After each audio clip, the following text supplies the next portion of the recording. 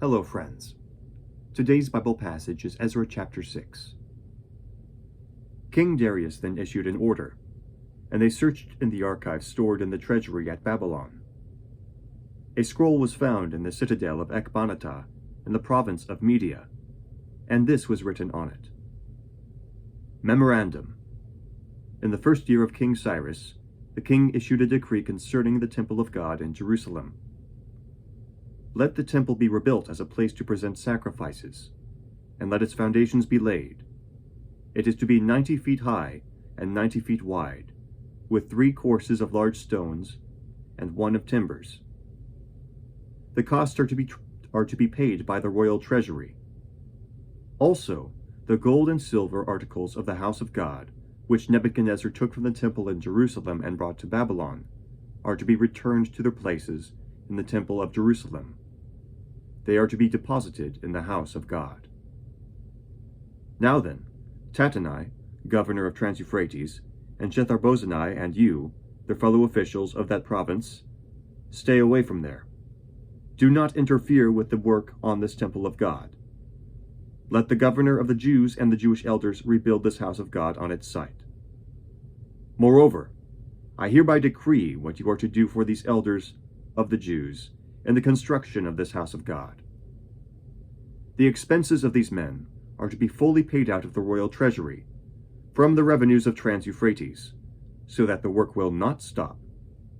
Whatever is needed, young bulls, rams, male lambs for burnt offerings to the God of heaven, and wheat, salt, wine, and oil, as requested by the priests in Jerusalem, must be given them daily without fail, so that they may offer sacrifices pleasing to the God of heaven, and pray for the well-being of the king and his sons. Furthermore, I decree that if anyone changes this edict, a beam is to be pulled from his house, and he is to be lifted up and impaled on it. And for this crime his house is to be made a pile of rubble. May God, who has caused his name to dwell there, overthrow any king or people who lifts a hand to change this decree or to destroy this temple in Jerusalem. I, Darius, have decreed it. Let it be carried out with diligence. Then, because of the decree King Darius had sent, Tattenai, governor of Trans-Euphrates, and Shethar-bozenai and their associates carried it out with diligence. So the elders of the Jews continued to build and prosper under the preaching of Haggai the prophet and Zechariah, a descendant of Iddo. They finished building the temple according to the command of God of Israel, and the decrees of Cyrus, Darius, and Artaxerxes, kings of Persia.